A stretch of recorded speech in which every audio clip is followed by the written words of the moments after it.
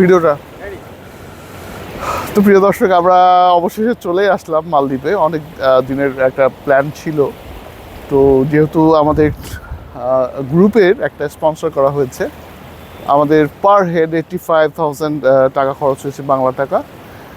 এর মধ্যে সব কিছু অল অফ প্যাকেজ, আমাদের ফ্লাইট, হোটেল ভাড়া, থাকা, সব কিছুই।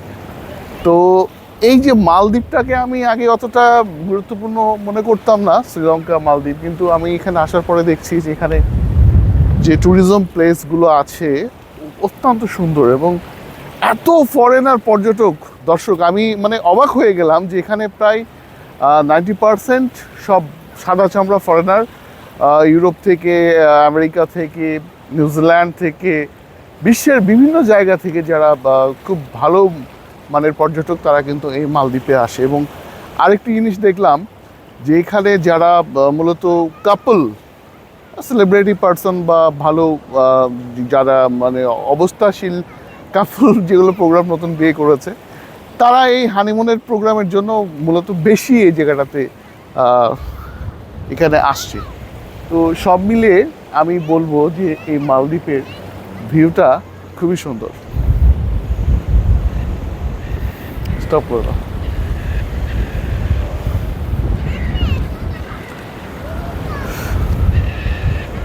স্টপ করো। এই বিদেশিদের সাথে একটু কথা বলি, এইদিকে আসো।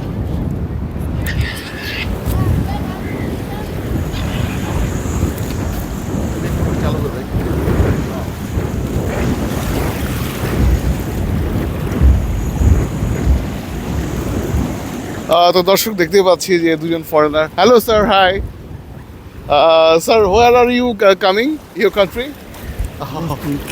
ওকে, থ্যাংক ইউ। কাট।